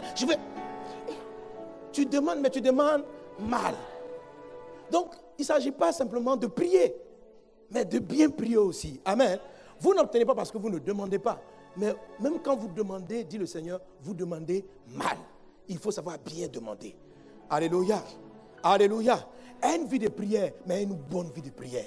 Une vie de prière, mais sache prier. Apprends à prier. La prière s'apprend. Quand vous ne savez pas prier, vous commencez à être frustré parce que vous n'avez pas l'impression que la prière change quelque chose. Vous dites, bon, à la fin, Dieu finit toujours par faire ce qu'il a prévu faire. Mais qu'est-ce qu'il a prévu faire? On ne sait pas. Donc les gens se disent, mais ça sert à quoi de demander même? Parce que quand un malheur arrive, on dit, l'Éternel l'a donné, l'Éternel l'a pris, que sa volonté soit faite. C'est-à-dire, personne ne sait ce que Dieu veut. Il y a des fois, on souhaite quelque chose, on veut avoir une maison, on ne sait pas si c'est sa volonté, ce n'est pas sa volonté, donc on ne prie pas bien, parce qu'on se dit de toute façon, que je prie intensement, que je ne prie pas intensement. S'il a prévu que la maison là soit à moi, elle sera à moi. S'il n'a pas prévu, elle ne sera pas à moi. Voici comment la plupart raisonnent. C'est pourquoi ils ne prient pas. Ils ne voient pas l'importance de la prière. Ils te disent que la prière n'influence pas vraiment quelque chose. À la fin de l'histoire, Dieu va faire. Il y a des gens qui ont été déçus, ils ont prié pour un parent pour qu'il vive. Le parent est mort. Donc à la fin, ils ont été marqués négativement. Pour eux, la prière n'est pas vraiment utile. C'est une erreur. Dieu exauce, la prière est puissante. Mais la plupart des gens ne savent pas prier. Luc chapitre 11, verset 1. Luc 11, 1. Les disciples rencontrent Jésus. La Bible dit que Jésus venait de sortir d'un moment de prière. Luc chapitre 11. La Bible dit, Jésus priait un jour en un certain lieu. Lorsqu'il eut achevé, un de ses disciples lui dit, Seigneur, enseigne-nous à prier. Dis avec moi, Seigneur, enseigne-moi la prière. Apprends-moi à prier. Alléluia. Ça veut dire quand le disciple a observé Jésus, le disciple avait l'habitude de prier, mais il a compris qu'il ne savait pas prier comme Jésus. Les disciples de Jésus sont des Juifs, des personnes qui ont été éduquées dès leur bas âge à la prière. Mais lorsqu'ils ont observé Jésus, ils ont vu que sa manière de prier était totalement différente. Ils ont dit, nous on veut venir à ton école de prière. Dans aucun autre passage de la parole de Dieu, vous voyez les disciples demander à Jésus, apprends-nous à marcher sur l'eau. Après que Jésus ait marché sur l'eau. Ils n'ont pas demandé à Jésus, apprends-nous à ressusciter des morts. Ils n'ont pas demandé à Jésus, parce que ça allait être très puissant. multiplier les pains. Elle dit, Jésus, non, l'histoire de multiplier les pains, c'est trop puissant. Comment on fait ça? Donne-nous le doc. Parce qu'après ça, on ne va plus à la boulangerie, tu comprends? Après ça, on fait de l'épargne. Après ça, quoi, Jésus? Ils n'ont pas demandé toutes ces choses-là à Jésus. Ils n'ont pas dit, enseigne-nous à multiplier les pains. Ils n'ont pas dit, enseigne-nous à transformer l'eau en vin. Ils n'ont pas demandé tout ça. Ça, c'est une prière que beaucoup de gens auraient aimé à savoir. Apprends-nous à transformer l'eau en vin. André, il y en a qui veulent cette prière-là. Ce secret. C'est parce qu'ils ont demandé à Jésus. Mais la fois où ils ont demandé à Jésus, enseigne-nous, c'était apprends-nous à prier. Jésus enseignait les autres choses, mais là où ils ont senti, enseigne-nous. Pourquoi? Parce qu'ils avaient compris que tout le reste, la clé, c'était la prière. Que s'ils savaient prier comme Jésus, ils allaient pouvoir marcher sur l'eau comme Jésus. S'ils savaient prier comme Jésus, ils allaient ressusciter des morts comme Jésus. S'ils apprenaient à prier comme Jésus, ils auraient eu les choses, ils auraient fonctionné dans le surnaturel, comme Jésus lui-même fonctionne dans le surnaturel. La prière était l'endroit où Jésus retrouvait sa force, sa source, sa victoire. Où il pouvait dire, Père, je sais que tu m'exauces toujours. Alléluia. Dis avec moi encore, Seigneur, apprends-moi à prier. Apprends-moi à prier. Que le Seigneur t'accorde le Saint-Esprit qui t'enseigne la prière. Reçois l'enseignement sur la prière. Et la révélation de ce message. Et la révélation de ce message. Au nom de Jésus. Alors à partir du verset 2 de Luc chapitre 11, quand les disciples ont posé la question, Jésus enseigne-nous à prier. C'est là que Jésus leur a appris la fameuse prière dite du Notre Père. Jésus dit, quand vous priez, dites, Notre Père qui es aux cieux, que ton nom soit sanctifié, que ton règne vienne. Alléluia. Donc au verset 2, vous voyez, Jésus a appris. Il n'a pas dit non, la prière, ça ne s'apprend pas. Il a fait un cours sur la prière. Et la prière qu'il a mentionnée là, comme on le voit plus tard, lorsque Jésus priait, il ne répétait pas la prière de notre Père. Ce n'était pas une prière à répéter. C'était un protocole, c'est-à-dire un ensemble de choses, de principes qui doivent être en place lorsque tu t'adresses à Dieu. Amen. Et si tu fonctionnes comme ça, si chaque fois que tu pries, tu suis à peu près ce modèle, approximativement. Parce que la version de Luc chapitre 11 et de Matthieu chapitre 6 sont un peu différentes. Ce n'est pas quelque chose de mot pour mot, mais c'est l'esprit général du texte. Quelqu'un est-il avec moi? L'esprit général du texte. Reçois la grâce et l'onction de la prière. Reçois cela dans le nom de Jésus. Alors, l'enseignement le plus détaillé, quand les disciples ont posé la question à Jésus, amen, la réponse la plus détaillée se trouve dans le livre de Matthieu chapitre 6. Matthieu chapitre 6, au verset 5. Alors c'est à la demande de ce disciple que Jésus a donné cet enseignement. Il dit, lorsque vous priez, ne soyez pas comme les hypocrites qui aiment à prier debout dans les synagogues et au coin des rues pour être vus des hommes. Je vous le dis en vérité, ils reçoivent leur récompense. Mais quand tu pries, entre dans ta chambre, ferme ta porte et prie ton Père qui est là, dans le lieu secret, et ton Père qui voit dans le secret te le rendra. Alléluia. Comment est-ce qu'on peut amener une prière, nos moments de prière, à être efficaces, puissants, avoir des miracles, avoir l'exaucement de Dieu, avoir les malades être guéris, avoir les situations effectivement changées? Comment est-ce qu'on peut faire? Comment est-ce qu'on peut avoir une vie de prière qui donne la capacité d'obéir à la volonté de Dieu? Comment est-ce qu'on peut avoir une vie de prière qui nous donne la victoire? Pour avoir une vie de prière ainsi, il faut chercher à ne pas... Jésus dit ici, quand vous priez, amen, est-ce qu'on est ensemble? Verset 6, mais quand tu pries, entre dans ta chambre. Dis à un voisin, entre dans ta chambre. Entre dans ta chambre. Ferme ta porte et prie ton Père qui est là, dans le lieu secret, et qui voit dans le lieu secret, te le rendra. Donc Jésus dit, le premier secret de la bonne prière, c'est aller prier dans le lieu secret. Dis avec moi, le lieu secret. Le lieu secret. La différence entre ceux qui prient et qui sont efficaces et ceux qui prient sans être efficaces, c'est que certains prient dans le lieu secret et d'autres prient en dehors du lieu secret. Qu'à partir d'aujourd'hui, tu sois quelqu'un qui rentre dans le lieu secret régulièrement et constamment. Au nom de Jésus. Je crois qu'il y a 2 ans de cela, j'ai donné ce message. Amen. À Boissy. Alléluia. Alléluia.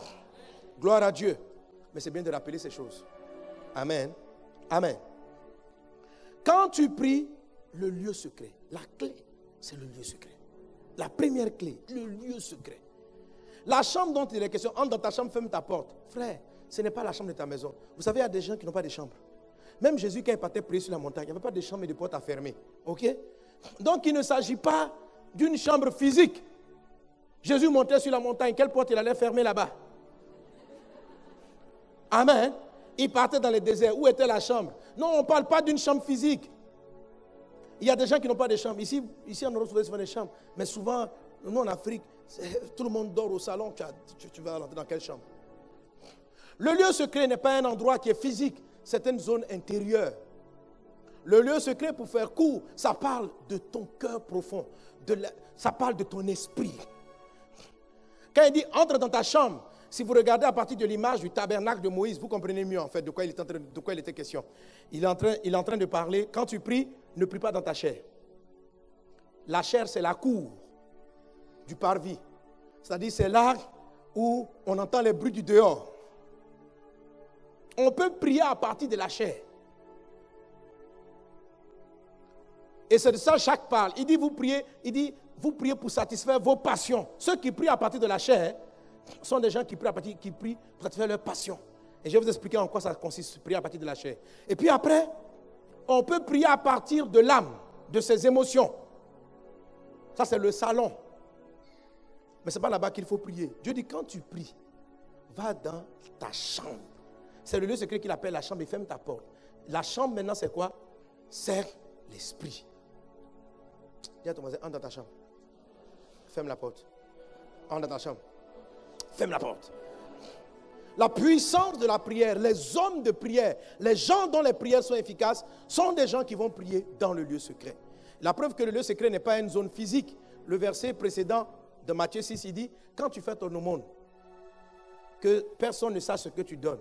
Et puis il dit, car ton Père qui est là dans le lieu secret verra ton offrande. Donc en fait, le lieu secret aussi intervient dans une offrande qu'on vient faire même pendant qu'on met dans le panier. Vous pouvez rentrer dans le lieu secret pendant que vous êtes au temple, pendant que vous êtes à l'église en train de prier. Quand tout le monde se demande, dit, prions ensemble. Tu peux rentrer dans le lieu secret. Le lieu secret n'est pas une affaire d'être seul. Moi, mes parents étaient musulmans, je ne peux pas m'enfermer pour prier.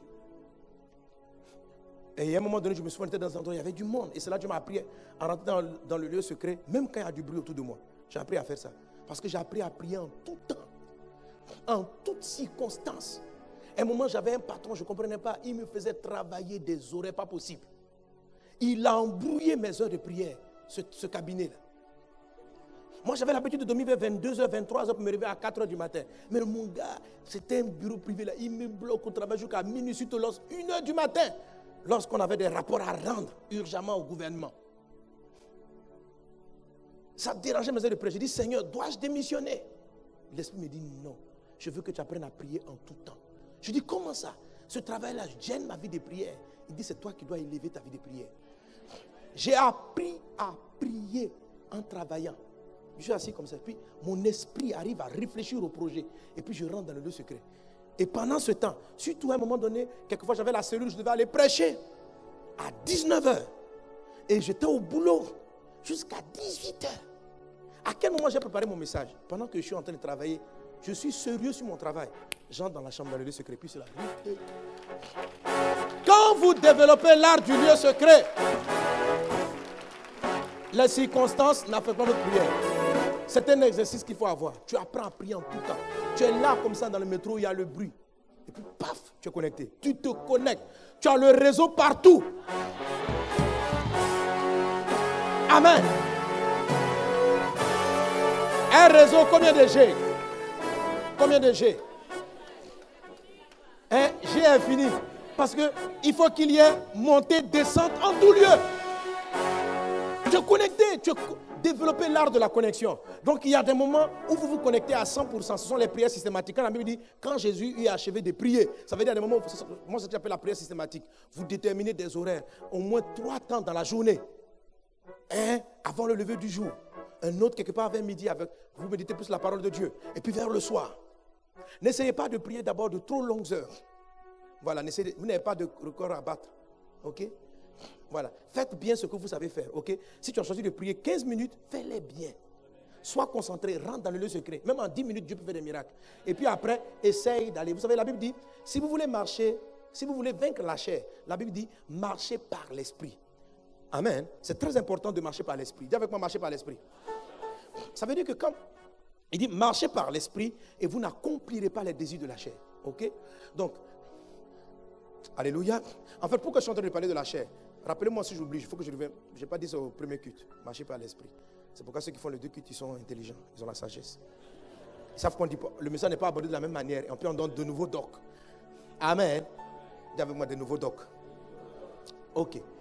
Alors, l'ennemi de la prière, votre grand adversaire, c'est la chair.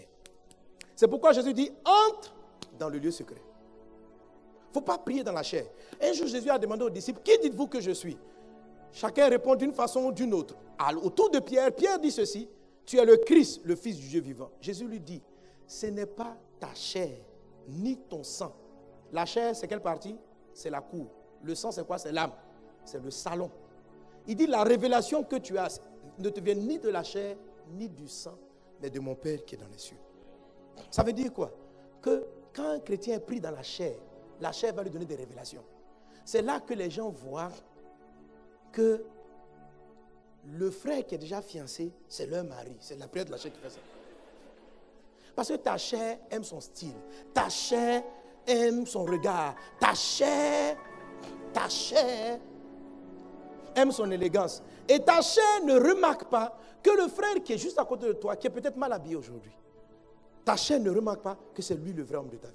Ta chair, c'est pas ça. Ta chair juge par l'apparence. Ta chair juge par le style. Ta chair juge par la capacité financière de la personne. Quand une soeur veut se marier et puis elle fait une prière dans la chair pour trouver son mari, c'est dangereux. Elle arrive, si le frère est élégant, quand il vient sur la chair, il commence à chanter Alléluia. Pendant que le culte est là, elle adore, mais elle va adorer, pas dans le lieu secret, elle adore dans la chair. Qu'est-ce qu'elle fait? Elle regarde d'abord le doigt. Est-ce qu'il y a une alliance? Si elle voit qu'il n'y a pas d'alliance, cette prière en langue est dans la chair. Cette prière en langue est une prière charnelle. Quelle vision, quelle vision. Et puis après, mon pasteur, j'ai une révélation. L'Esprit m'a dit que le frère Fernandel est l'homme de ma vie. Si tu rencontrais Jésus, il allait te dire, arrière de moi, Satan. Il dit à Pierre, ce n'est ni la chair qui t'a révélé cela, ce n'est pas le sang qui t'a révélé. C'est-à-dire, la chair donne des révélations. Le sang aussi donne des révélations. Quel est le mariage que le sang te donne? Le sang, l'âme est dans le sang. Quand vous priez dans l'âme, c'est quoi? Alors, ce n'est pas des frères dont vous allez tomber amoureuse ou amoureux par le coup de foudre. Non. Ce sont des gens dont vous tomberez amoureux par fréquentation. Le sang, l'âme n'a pas de coup de foudre. L'âme ne peut pas regarder un visage et puis tomber amoureux. La chair, par contre, la chair regarde tout ce qui l'avantage directement. Le teint, l'élégance, le style. Si quelqu'un, la chair est amoureux des filles élancées, toutes les filles élancées de l'église vont chatouiller sa chair. Okay. Par contre, la chair ne sera pas du tout chatouillée par des filles qui ne sont pas élancées. Ok? Oh, ta vraie femme peut ne pas être élancée. Oui? C'est vrai, elle peut ne pas être élancée. Amen. Ta chair n'aime pas les gens forts. Or, la vraie personne, et je t'assure que tu vas te rendre compte que malgré qu'elle ne soit pas forte, elle ne soit pas élancée, elle n'a pas tous les styles et les critères que ta chair apprécie. Tu vas te rendre compte que si tu suis l'esprit, l'esprit va totalement tomber amoureux. L'esprit va aimer la forme. La Bible dit, les désirs de la chair et de l'esprit sont opposés. À tous les niveaux. L'âme tombe amoureuse des personnes qui résolvent les problèmes de l'âme. Ça dit donc, si tu marches, que toi dans la vie, tes parents t'ont maltraité, personne ne savait s'occuper de toi, tu as eu des copains avant qui ne savaient pas te respecter. Si tu marches avec un frère qui sait te parler poliment, qui sait te respecter, ton âme va tomber amoureuse de la personne systématiquement. Pourquoi? Parce qu'elle a un besoin affectif. Et il semble que cet homme-là ou cette femme réponde à ce besoin affectif. Des gens qui n'ont pas eu une mère, ou bien leur maman les a abandonnés, les a maltraités, leur âme a tendance à chercher des mères. Et donc, ils tomberont facilement amoureux des femmes qui ont beaucoup d'assurance, des femmes qui ont l'air de savoir ce qu'elles veulent. L'âme va tomber amoureuse, ils vont avoir des révélations, des songes. Pendant que je dormais, j'ai vu. Jésus te dira, cette révélation vient de ton sang, pas de l'esprit. Ou certains, cette révélation vient de ta chair.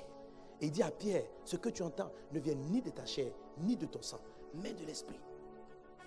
La chair va choisir un travail qu'on vous offre, où on vous donne un gros salaire, mais qui va pourtant vous faire perdre votre famille, parce que vous ne serez jamais à la maison pour voir vos enfants grandir, pour vous occuper de votre femme. Vous êtes tout au boulot, tout au boulot. Et quand on te parle un peu, papa fait ça pour vous payer les études. Si tu avais écouté l'esprit, tu aurais dit non à ce travail. Le travail, l'autre à côté te donnait moins d'argent, mais il allait te donner plus de bonheur. Parce qu'en le fond, tu prends l'argent pour nourrir ta famille. Maintenant, si tu amènes l'argent à la famille, mais tu n'as pas le temps de nourrir tes enfants sur le plan affectif, de nourrir ta femme sur le plan affectif, ce que tu vas rencontrer à ta maison sont des palabres, ce sont des histoires. Qu'est-ce que l'argent t'a donné? L'argent t'a donné de pouvoir louer une maison, mais si dans la maison, il n'y a pas la paix, quelle maison as-tu? Quelle maison?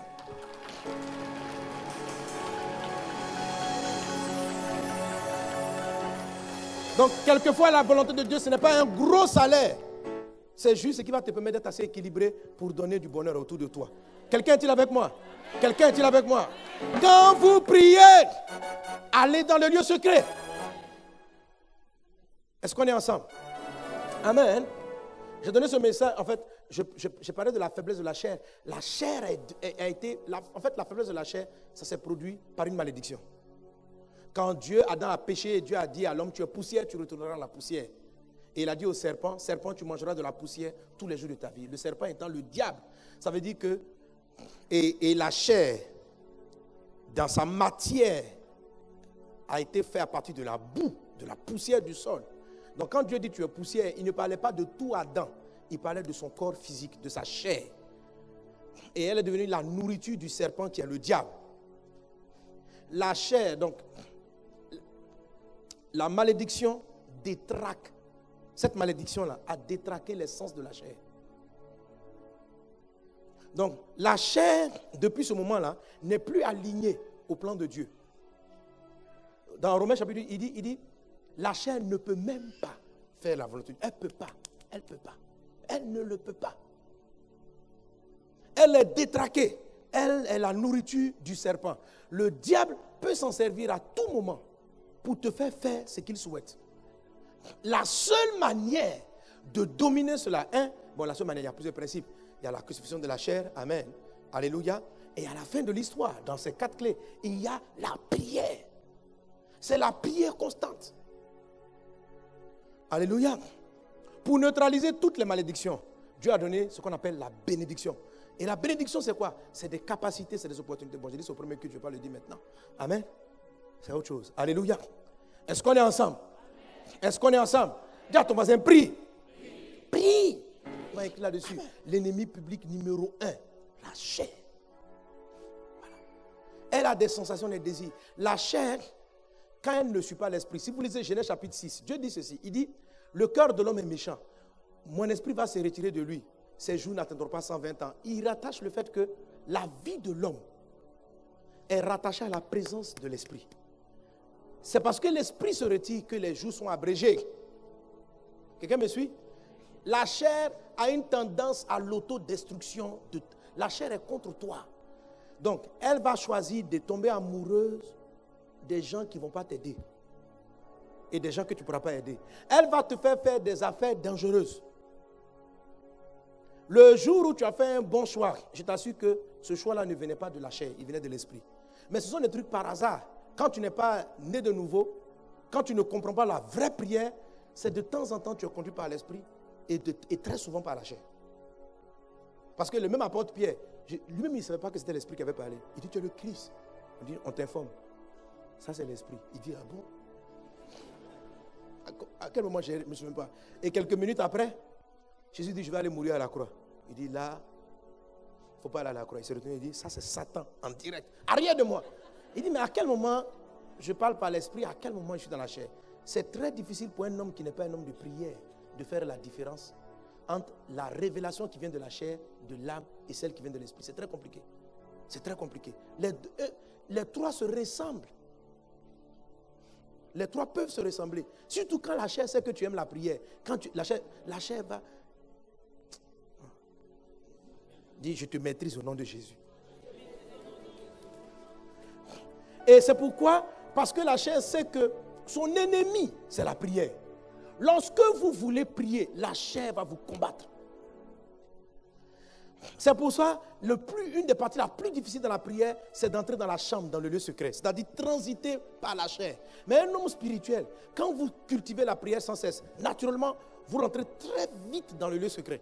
Très vite. Mais il y a des jours, les jours de grands combats. Surtout quand de gros exaucements arrivent. Alléluia. Vous savez, quand vous avez de grands téléchargements, vous voulez télécharger un gros film, ça prend plus de temps. Quand Dieu va télécharger en vous une grosse partie de votre destin. Si votre mariage ou bien votre enfant est très prophétique, a quelque chose de très spécial, donc la révélation de cet homme ou bien la préparation de cette femme peut prendre un peu de temps. Parce qu'il faut télécharger ça, la volonté qui est dans le ciel, pour qu'elle arrive sur la terre. Si ton canal de prière est petit, tu as un edge. 2G. Tu commences le téléchargement. Tu vas regarder un film haute définition HD. Et tu as 2G. La souffrance, la galère. Tu vas regarder là-bas. 2 jours plus tard. 3 jours.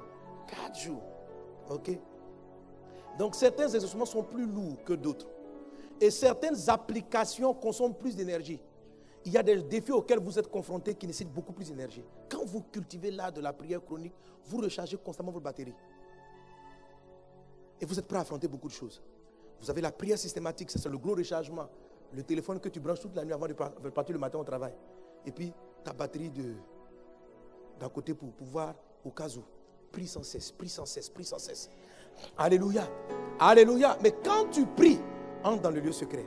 Entre dans le lieu secret. Alors, comment ça se fait pour entrer dans le lieu secret? Jésus dit, quand vous priez, entrez dans le lieu secret. Dis à ton voisin, entre dans le lieu secret.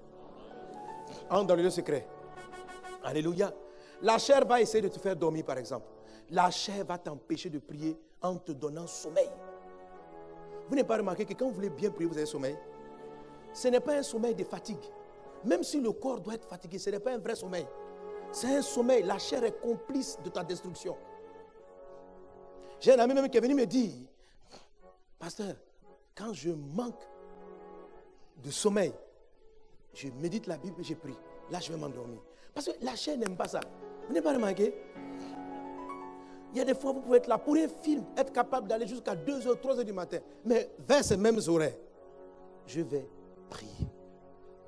Subitement, le corps, tu vois, demain tu as une longue journée. Quand la chair aime des causeries, vous causez avec quelqu'un que vous aimez, la chair peut causer avec la personne jusqu'à 2h, 3h du matin. Mais faire ça pour la prière, non. Demain, j'ai une longue journée qui commence. Demain, je dois me réveiller très tôt. Et pourtant, au début de tes fiançailles, quand c'était tout pimpant, tu restais avec ta fiancée au téléphone jusqu'à 1h. Comment tu vas? Je t'aime, bisous, bisous. Ah, c'est le début des fiançailles. C'est souvent le début. Et vous restez tard. Parce que la chair est excitée. La chair n'aime pas la prière. Le jour où les disciples sont montés à Gethsemane pour prier, la chair dit, vous allez dormir. Et quelquefois, la chair a des raisons. Mais si vous ne priez pas, le téléchargement ne se fera pas. Si vous ne priez pas, on n'aura pas une excuse. Si tu n'as pas branché ta batterie, ça ne sera pas chargé. Il y en a qui disent que non, Dieu même sait que je suis fatigué, il n'a qu'à me donner l'énergie sans que je sois branché. On ne peut pas te donner l'énergie sans branchement. Jésus a dit aux disciples, veillez, priez afin que vous ne tombez pas en tentation. Les disciples disent non, on ne va pas te renier. Ils disent ce n'est pas une affaire de volonté, vous n'aurez pas la force. Ils disent nous on a choisi de ne pas te renier. Ils l'ont renié. Ils n'avaient pas l'énergie pour refuser à cette tentation. Ils avaient la volonté mais pas la force. Parce qu'ils n'ont pas prié. Et leur chair avait une raison valable de dormir. C'était une veillée vers 2h, 3h du matin. Ce n'est pas facile de tenir à genoux. Brut. Si vous voulez prier, surtout les prières du matin et la prière avant sommeil, avant dormir.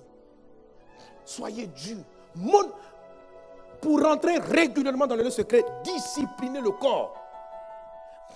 Avant de chercher à être capable de faire les autres volontés de Dieu, apprenez à votre corps à faire la volonté de la prière. Apprenez. Je me suis décidé de me réveiller à 4 h du matin. Je me réveille à 4 h du matin depuis des années, tout le temps. Je n'ai même plus besoin de réveil. Il y a une nuit, comme je viens d'arriver du Canada, avec le décalage, j'ai dormi vers 1 h, 2 h. Mais pour que la volonté de Dieu se passe à Sergi, pour que Dieu fasse ce qu'il veut. Parce qu'une chose est le plan qu'il a. Et moi, je suis un canal aujourd'hui pour apporter quelque chose à quelqu'un. Et il faut que je prie. Je ne peux pas dire non, Dieu a un plan, que je prie ou je ne peux pas faire quelque chose. Non. La volonté du Seigneur ne s'accomplit pas clairement sans la prière. À moins que quelqu'un ait payé le prix pour toi. Alléluia. Je me suis réveillé, j'ai prié.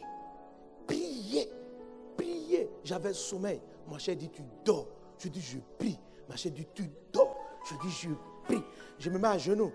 Le sommeil arrive. Quand je commence à prier, des rêves apparaissent. Oh non. Je me réveille et je prie. Je commence à marcher. Ma chère dit, on dort. Je prie. Amen. Alléluia. Même si de fois en temps tu risques de raconter n'importe quoi dans ta prière, il y a une manière de baliser. Quand tu es fatigué, quand tu pries en langue, là au moins tu contrôles ce qui est dit. Si tu veux prier en français en ce moment, ça sera très compliqué, tu vas être embrouillé. Tu pries en langue, je prie. Certaines fois, pour habituer mon corps, quand c'est l'heure, je rentre dans la douche, je me reste, pour que ça parte.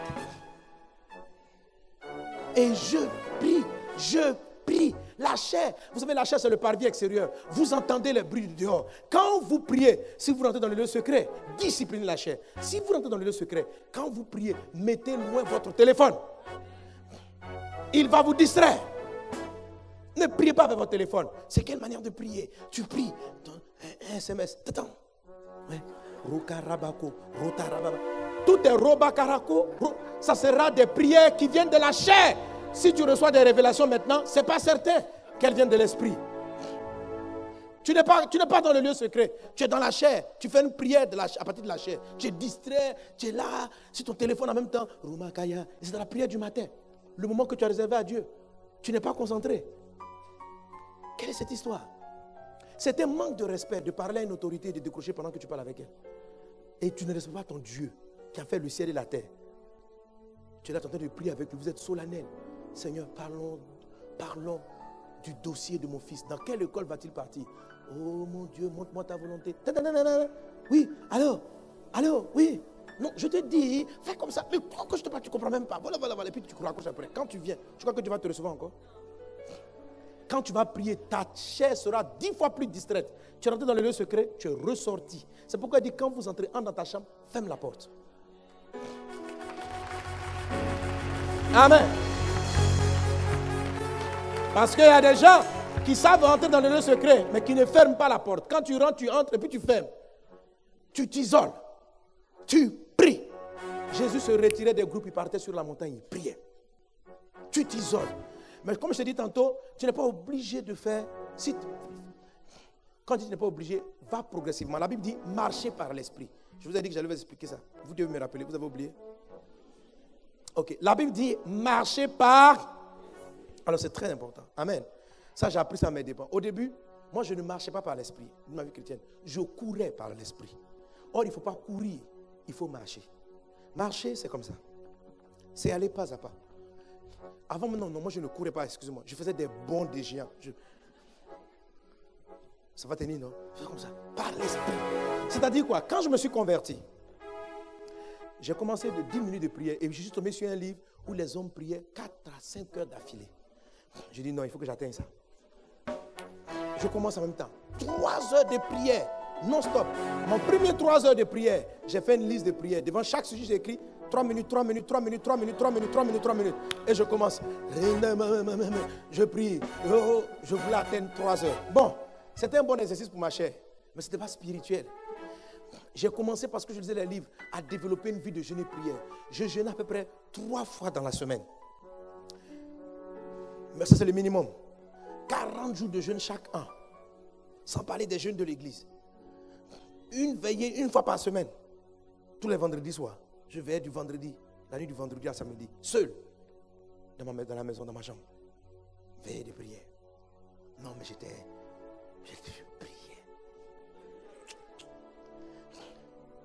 Mais, dans l'enseignement sur les bénédictions, j'explique ça. En fait, vous savez, la Bible dit que celui qui amasse peu à peu s'enrichit. La Bible dit encore dans le livre de Proverbes, la lumière du juste va croissant jusqu'au milieu du jour. À un moment donné, ma vie, c'est comme si, à la suite d'une fatigue, je ne sais pas, ou bien un choc émotionnel, tout s'est écroulé. La chair est venue devant pour jeûner jusqu'à midi. La chair. Aujourd'hui, tu vois, la chair me donne des révélations. Aujourd'hui, ton jeûne va s'arrêter à 11h. Je dis pourquoi? Il dit, Dieu t'a déjà exaucé à 11h. Mes amis, quand la chair ne veut pas que vous jeûnez, la chair vous dit Dieu, ainsi parle l'Éternel. La chair dit ainsi parle l'Éternel. Ce n'est plus le temps de jeûner. Puis je lis les passages. Les disciples de Jésus doivent-ils jeûner pendant que le maître est là? Quand le maître va les... La chair me donne tous ces versets-là, tu vois. Et je n'arrivais plus à prier. Même rester 1 minute concentré. Je dis, c'est pourquoi. Plus tard, il m'a fait comprendre. Il dit, tu vois, dans l'œuvre de l'esprit, bâti progressivement mais solidement. Si tu commences avec 10 minutes, fais-les pleinement. Rentre dans le lieu secret dans tes 10 minutes. Prie. Et puis après, fais la prière constante. La prière systématique. Fais-la progresser. Va pas à pas. À un moment donné, arrive à 3 heures, 4 heures de prière d'affilée. Dans les moments libres, dans les moments d'intense activité professionnelle, va 1 heure, 2 heures, ça y est, tu varies. Quand tu arrives en période de vacances, tu peux augmenter tes périodes. En fait, tu organises ton timing en fonction. Quand tu arrives dans des périodes où professionnellement tu as trop de rendement à donner, tu reposes. Tu t'organises. Tu t'organises. Amen. Tu t'organises. Tu n'as pas donné des heures spécifiques. C'est à toi de les positionner chaque fois. Alléluia. En fonction de la pression. Tu as une maman qui vient d'accoucher. Il faut que tu t'occupes du bébé. Bon, c'est évident que si tu avais l'habitude de te lever à 4 heures, l'enfant qui pleure jusqu'à 3 heures, tu te lever à 4 heures, tu vas en briser. Non, tu vas craquer.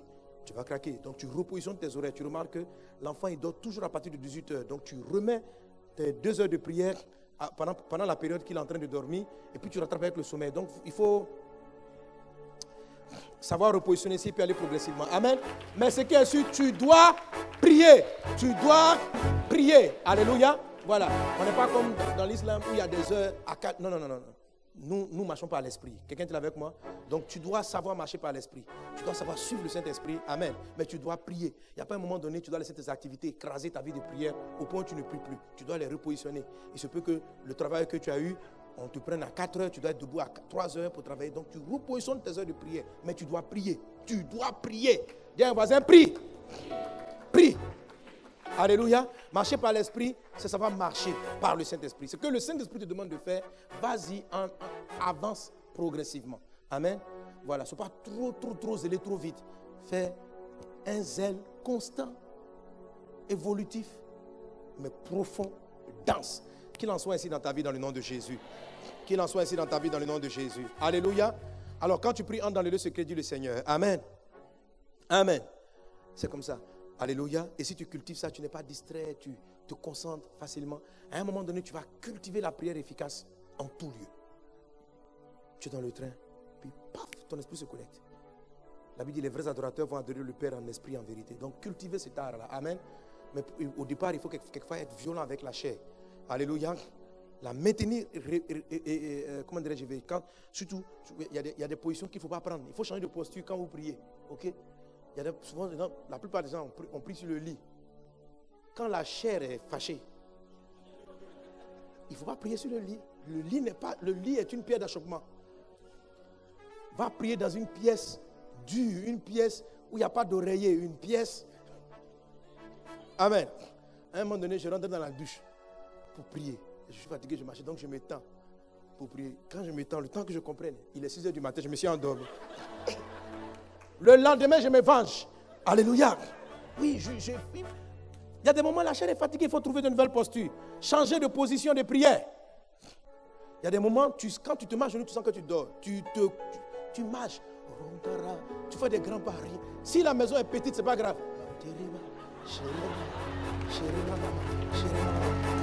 Amen. Prie, prie, prie, prie, prie. Alléluia. Prie en tout temps, en toutes circonstances. Mais tu dois prier. Parce que tu as un grand destin, tu dois prier. Amen. Et je vais te finir. Quand tu pries, dis le Seigneur, il dit, entre dans le lieu secret. Amen. Et puis après, maintenant, il dit, voici comment vous devez prier. Quand vous priez, dis notre Père. Et remarquez, il dit ton Père qui est là dans le lieu secret. Il ne dit pas ton Dieu, il ne dit pas ton Créateur. Il dit, quand vous priez, dis notre Père. Ton Père est Dieu Tout-Puissant. C'est très important. Si vous voulez que votre prière soit efficace, le deuxième secret, c'est de parler à Dieu en tant que votre Papa. Amen. Oui. Quand vous priez, le nom que vous invoquez au départ détermine quelque chose de très important. Amen. Tout compte fait, vous allez prier Dieu. Mais Dieu, le Créateur, est le Dieu de toute la terre. Et il a plusieurs titres. Ok? Il est aussi l'Éternel. Mais quand on le prend sous le forme de l'Éternel, non seulement c'est la forme de l'Ancien Testament, mais c'est encore le grand Dieu qui a créé les cieux et la terre. Il est là pour tout le monde. Ok? C'est simple à savoir. Ok? Il se peut que votre papa, si votre père est le chef de l'État, votre père est en même temps le chef de l'État. Si vous venez le rencontrer, la personne à laquelle vous vous adressez va déterminer le protocole avec lequel vous allez accéder. Même si c'est le fils du président, supposons qu'il travaille à la présidence. Vous savez que s'il vient puis il demande, par exemple, je veux rencontrer le chef de l'État. Supposons que les gardes ne le connaissent pas. Puis-je avoir rencontré le chef de l'État? Quand tu dis le chef de l'État, il y a un protocole. Les gardes doivent te fouiller. Parce que celui que tu viens rencontrer, c'est le président de la République. Quand tu vas arriver dans son bureau, on va te mettre à combien de mètres? Tu es loin. Oui, que voulez-vous? Parce qu'on ne peut pas t'approcher pour la sécurité du président. Il y a tout un protocole. Parce que tu t'adresses au chef de l'État. Mais il se trouve que le chef de l'État, qui est Dieu qui a créé les cieux et la terre, est aussi ton papa. Tu sais qu'il y a une différence quand tu viens rencontrer le gars de corps et puis tu dis, je vois papa. Tu sais que ça fait la différence? On ne te fouille plus. C'est ton papa. Et puis quand tu arrives, il n'y a pas le protocole où tu restes à 3 mètres de lui. Non, non, non. Tu vas, quand c'est ton papa, tu sais que tu peux même aller puis ouvrir le réfrigérateur qui est dans son bureau. Oui, papa, tu sais, papa, je voulais te demander un truc. Tu es dans le bureau de la présidence. Il ferme la porte. Ça arrive maintenant, vous êtes en famille. C'est le père et sa fille. Et vous parlez. Tu es à l'aise, tu vois. Amen. Mais tu t'imagines quelqu'un qui dit, monsieur le président, le président lui donne accès. Il n'est pas le fils du président. Et monsieur le président, oui. Et puis à un moment donné, oui, vous savez, monsieur le président. Et puis il va vers le réfrigérateur du chef de l'État. Qu'est-ce qu'on va faire? C'est grave. Ok? Dieu est le Dieu de toute la terre. Il dit, il fait du bien aux païens comme aux croyants. Quand vous priez, Jésus dit, dites papa. Ça fait que les anges et les êtres spirituels savent que vous êtes la fille, vous êtes le fils. Si vous priez, ô Éternel, vous savez, ceux qui prient ô Éternel, ils ont moins de résultats que ceux qui prient papa. Oui, parce que quand tu pries ô Éternel, tout le monde sur la terre prie ô Éternel, ô Éternel, ô Éternel, ô Éternel. Les Juifs prient Éternel. Tout le monde, il y a trop de prières de l'Éternel. Tu comprends? Donc il y a beaucoup de dossiers. Et puis ce n'est pas le dossier des enfants, c'est le dossier de la terre entière. Donc on met ta demande dans une liste de prières que le chef de l'État doit traiter en tant que chef de l'État. Et il soulève. Qui a demandé ça? C'était une personne. Bon, donnez-lui, donnez-lui, donnez-lui. Sachant tout cela, Jésus dit, quand vous priez, si vous m'avez donné votre vie, vous n'êtes plus des simples humains. Si quelqu'un croit en Dieu, il devient fils de Dieu. Il a donné à tous ceux qui l'ont reçu le pouvoir de devenir enfants de Dieu. C'est un privilège. Profitez-en. Alléluia. Je ne dis pas, quand tu pries, de ne jamais dire, oh Seigneur. Je ne sais pas ce que je suis en train de dire. Je dis, mais il faut savoir que le Seigneur est ton papa. Ça veut dire, oh Seigneur, mon papa. Oh mon Dieu, mon roi, mon papa. Elle dit, le roi là, c'est mon papa. Le Seigneur, c'est mon papa. Le Dieu qui a créé sur la terre, il est mon papa. Il est le Seigneur de toute la terre, c'est vrai. Mais dans toute la Seigneurie, il est mon Seigneur aussi. Mais il est aussi mon papa. Alors là, tu vois, tu peux même aller t'asseoir avec lui sur le fauteuil, puis rire lui. Papa, tu dis quoi? Et le dossier. Et puis papa, il aime ça. Papa, il aime ça. Alléluia. Quand vous priez, vous voulez que ce soit efficace, parlez à votre Père. Si vous n'êtes pas converti, ça ne marche pas pour vous. Si vous n'êtes pas converti, donnez votre vie à Jésus. Parce que si vous dites, mon Père, on dit, de quel Père parles-tu? Es-tu né de nouveau? Jésus est-il en toi? Non. Répands-toi, convertis-toi. Même si tu fréquentes l'église depuis longtemps, Dieu peut ne pas être ton père. Pour qu'il soit ton père, il faut que Jésus soit entré en toi. Qu'il soit ton sauveur et ton Seigneur. Est-ce qu'on est ensemble? Quand tu pries notre Père, alléluia, tu pries papa. Et tu pries que ta volonté soit faite sur la terre, comme elle est faite dans les cieux. Hein? Notre Père qui est aux cieux, que ton règne vienne. Tu peux dire que ton règne vienne. Amen. Quand vous priez, n'exposez pas d'abord vos besoins. La prière, la référence où on fait pour connaître le besoin dans le protocole de la prière de notre Père, c'est la partie où il dit donne notre pain quotidien. Ça veut dire donne-moi ce dont j'ai besoin. Ok? Mais ça n'intervient qu'après.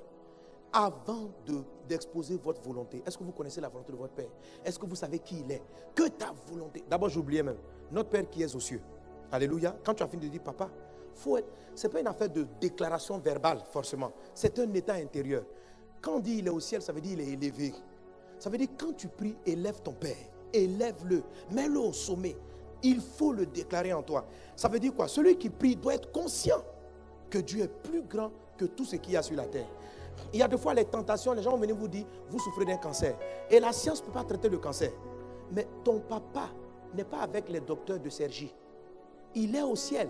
Tu sais, Dieu peut être ton père, mais où l'endroit où tu le positionnes détermine ce que tu attends de lui. Tu sais ça? Ok? Amen. Amen. L'enfant de Bill Gates. Oh mon père, qui est Bill Gates. Tu sais que quand il a fini de dire ça, il peut demander 2 millions de dollars. Ok? Maintenant, si ton père, oh mon père, qui vit avec, comment on appelle le, qui vit avec le SMIC, oh mon père qui a le SMIC, quand tu vois qu'il a le SMIC, est-ce que tu peux lui demander certaines choses? Même si c'est ton père, même si c'est ton père. C'est pourquoi Dieu dit, quand vous priez, soyez conscients et élevez-moi. Mettez-moi au-dessus de tout. Parce que l'esprit, mais la chair, a une tendance, et l'âme a une tendance à ramener Dieu dans les réalités terrestres. Quand la médecine te dit, quand la science te dit que c'est impossible, la chair et l'âme te disent c'est impossible. Ce n'est pas la peine de demander ça à Dieu. La science ne peut pas guérir. Mais Dieu n'est pas scientifique. Dieu a créé la science. Il n'est pas scientifique. Il est au-dessus de la science. C'est parce que des gens croient en ça qu'ils ont vu des morts ressusciter. Parce que Dieu est au ciel. C'est parce qu'on croit dans cette dimension que les paralytiques marchent. J'ai vu des paralytiques marcher. J'ai vu des aveugles voir, des sourds entendre. Et je vous assure, quelquefois les gens me demandent, mais pasteur, c'est quoi le secret de la prière? C'est la foi. Mais d'où vient la foi? Mon secret, c'est la vie de prière la prière de notre Père. Quand j'entre en prière pour préparer un programme, je parle à mon Père et c'est comme si dans mon esprit, je m'envoie au ciel. Et en même temps, je vois les problèmes qu'il y a sur la terre. Est-ce que c'est la volonté que cet homme soit aveugle? Est-ce que c'est la volonté que cette femme-là soit... Tu me dis, c'est pas mon plan. Et quand je vois, et puis je dis, papa est au ciel. Il est plus grand que ça. C'est lui qui a fait. Et j'exalte. Cette partie-là, vous pouvez rester 1 heure, 2 heures de temps en train de l'élever. Ça vous booste le cœur. Et vous pouvez vous attendre à voir les choses descendre sur la terre. Mais quand vous arrivez au ciel, ne cherchez pas à ce que vos plans s'accomplissent. Renoncez à vous-même. Cherchez la volonté de Dieu. Et c'est là, alléluia, oui. Tu n'es pas le centre de l'histoire. Quand tu arrives à l'église, ah, moi je veux me marier, moi je veux voyager, on dit non. Quand tu pries, quel est le plan que lui a, que soit celui-là qui s'accomplisse. Que ta volonté soit faite. Si vous connaissez le plan global de Dieu, vous allez mieux savoir demander. Quand vous ne connaissez pas le plan général, quand vous ne priez pas pour le plan général, votre sujet, c'est comme s'il est hors sujet. Amen. Alléluia. Pour venir dans cette salle, je demande à Dieu, quelle est ta volonté pour Serge? Quel est ton plan? Pour pouvoir dire, je ne cherche pas à prêcher un message qui m'a plu. Mais qu'est-ce qu'il veut? Pour le mariage, quand vous cultivez l'art de la volonté de Dieu, c'est ce qui vous fait quitter la volonté de la chair. C'est ce qui vous fait quitter la volonté de l'âme, cette partie de la prière, et qui vous amène dans l'esprit, là où est le Père. Que cela soit ton partage dans le nom de Jésus. Que cela soit ton partage. Prie en tout temps. Ne peut pas selon la chair. Et tu vas commencer à entendre la voix de Dieu. Et je te promets, la volonté de Dieu est toujours glorieuse. Est toujours profondément paisible. Parce que ta chair et ton âme aiment des choses par rapport à ce qui leur a manqué. Mais un conjoint, un travail que Dieu va te donner n'est pas forcément quelque chose qui t'a manqué. Dieu va combler le vide. Donc c'est très difficile à l'esprit, à un cœur humain de savoir exactement ce qu'il veut. C'est très difficile. Alors, pour savoir cela, prie, élève d'abord la volonté de Dieu. Que ta volonté de Dieu. Quand tu pries, quelle est la volonté de Dieu pour la France? C'est qu'elle soit sauvée. Donc, commence par prier pour ça. Tu ne t'inquiètes même pas du salut des Français. Tout ce qui t'intéresse, c'est avoir de l'argent, avoir un travail. Mais si la France ne prend pas dans le plan de Dieu, comment toi tu auras ton travail dans la France? Prie pour le salut de la nation. Prie pour le salut des païens. Prie pour que la volonté de Dieu soit faite. Tu connais le basique de la volonté de Dieu. Et en fonction de cela, tu sauras demander. Et Dieu va t'orienter. Que Dieu vous bénisse abondamment. Que sa faveur soit avec vous. Alléluia. Quelqu'un donne un bon amen. Quelqu'un donne un bon amen. Amen. Alléluia. Merci Jésus. Amen. On va prier. On va prier. Oui, la Bible dit. La Bible dit la prière fervente. Il faut prier avec ferveur. Ça veut dire avec énergie. Amen. Pour qu'on prenne énergie, quelquefois c'est pour mieux contrôler la chair. Pour ne pas la laisser s'assoupir. La première énergie, c'est de rentrer dans l'esprit. Amen. D'entrer dans le lieu secret. Quand vous adorez, quand vous chantez, etc. C'est d'entrer dans le lieu secret. Alléluia. Quand vous arrivez au culte, ne cherchez pas à ce que votre volonté soit satisfaite. Beaucoup de gens arrivent au culte et voient ça comme un restaurant. Ah, le message m'a plu. Le message ne m'a pas plu. Tu sais que le but de la parole, ce n'est pas de te plaire. C'est de plaire à Dieu. Aujourd'hui, l'adoration ne m'a pas plu. Non. La question qu'il faut se poser, est-ce que ça a été agréable au Seigneur? Quelqu'un qui commence à demander est-ce que c'est agréable à Dieu, cherche la volonté de Dieu. Qu'est-ce qui te fait plaisir? Nous sommes à ton service, Jésus. Nous venons chanter, adorer, célébrer pour toi. Je suis à ton service, Seigneur. Qu'est-ce qui te fait plaisir? Que ce qui te fait plaisir, que ta volonté soit faite sur la terre, comme elle est honorée dans le ciel. Nous voulons voir le règne de Dieu ici, en France. Et que l'église de Cergy entre dans sa destinée. Cette église est une lumière pour cette ville. Cette église est un sel pour ne pas que cette ville aille à la dérive. Si Dieu t'a fait habiter dans cette ville et dans ses environs, ce n'est pas un accident.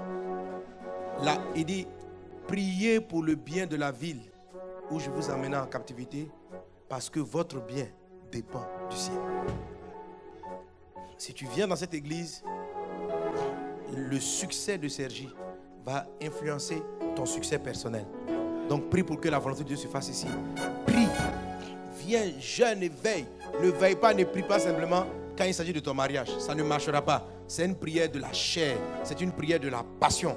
Ce n'est pas une prière selon la volonté de Dieu. Ce genre de prières ne sont pas exaucées de manière efficace. Tu vas prier, on va prier.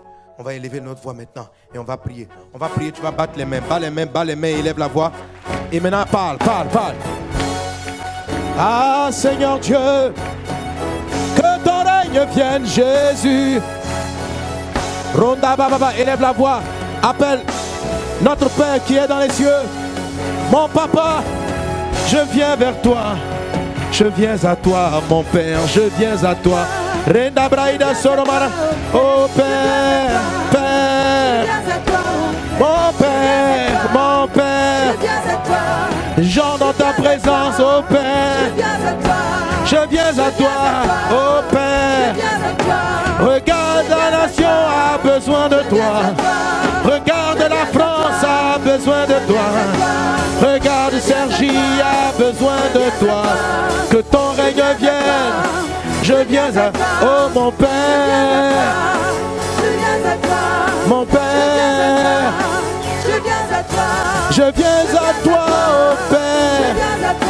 Je viens à toi, mon Papa.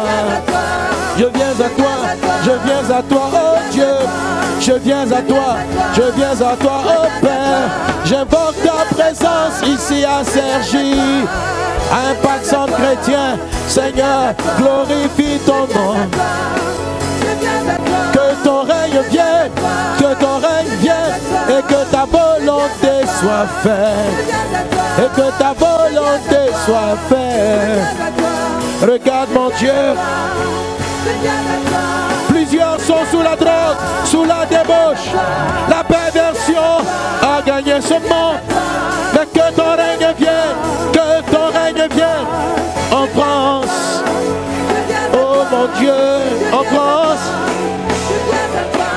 Sers-toi de nous pour ta volonté.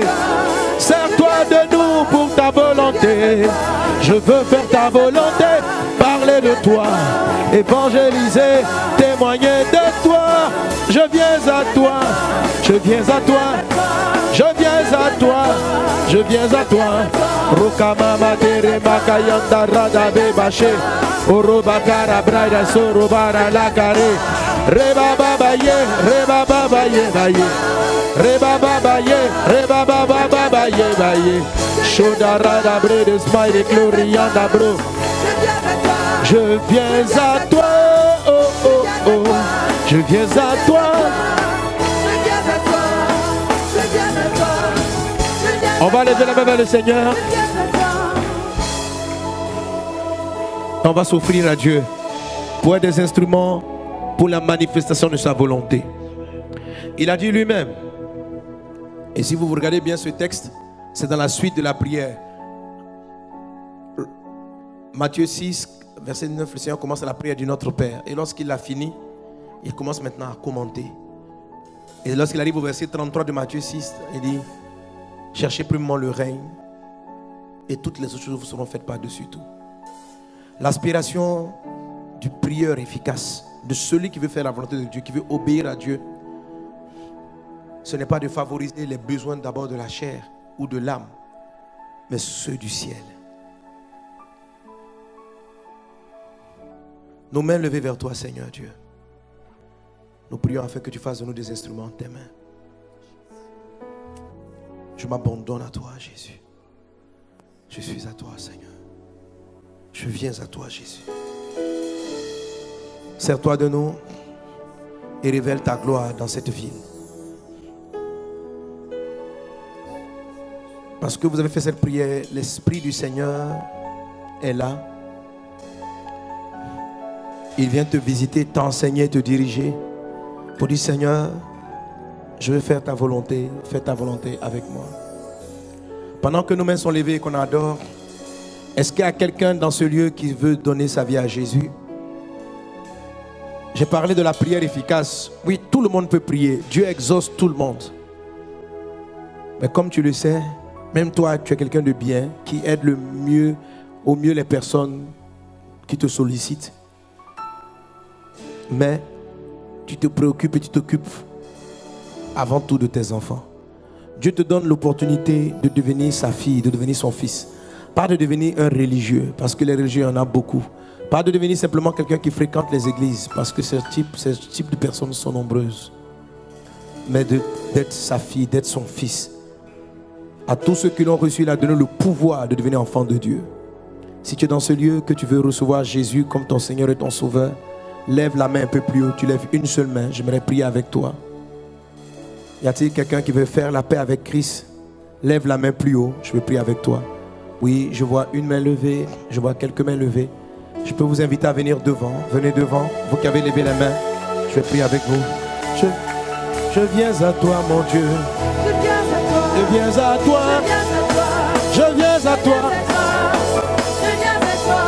Oui, toi qui as levé la main, viens, je vais prier avec toi. Venez devant. Je viens à toi, mon Dieu. Jésus t'appelle. Viens à lui, ma soeur. Viens à lui, mon frère.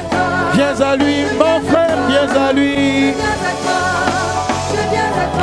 Tu dois venir à Christ, rejeter le péché et marcher avec Christ et marcher avec Dieu. Viens à Jésus. Viens à Jésus. Je viens à toi, Seigneur.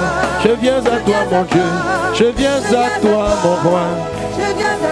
Oui, je viens à toi. Pendant que nous prions, je vois dans mon esprit un monsieur qu'on appelle, j'entends encore Franck, qui doit donner sa vie à Jésus. Tu dois te convertir, tu n'es pas converti. Tu le sais très bien. Et aujourd'hui, le Seigneur te tend la main. Aujourd'hui, fais la paix avec Christ. Viens devant, je vais prier pour toi. Je donne le nom que j'ai reçu par l'Esprit, son prénom. Et tu sais que tu n'es pas né de nouveau. Même si les gens te considèrent chrétien, Dieu t'appelle, je dois prier pour toi. Je dois te toucher et communiquer quelque chose par le Saint-Esprit. Tu ne pourras pas me voir après parce que dès que je finis, je vais aller très vite. Donc c'est maintenant, il faut le faire. Après, ça ne sera pas possible. Merci Jésus. Vous les amis qui êtes là devant, vous allez répéter la prière avec moi. Dites avec moi, Seigneur Jésus, je viens à toi. Je te donne ma vie. Elle est à toi. Je crois que tu es mort pour mes péchés, pour me pardonner, pour me laver, pour me purifier. Aujourd'hui, lave-moi, change mon cœur, change ma vie, entre en moi. Au nom de Jésus. Oh Dieu, ma vie est à toi. Dirige-la au nom de Jésus. Amen. On peut acclamer le Seigneur pour eux.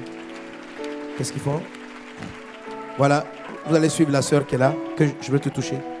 La paix du Seigneur avec toi, sa grâce avec toi. Ta vie est changée dès cet instant. Reçois l'Esprit du Seigneur. Tu n'es plus la même personne.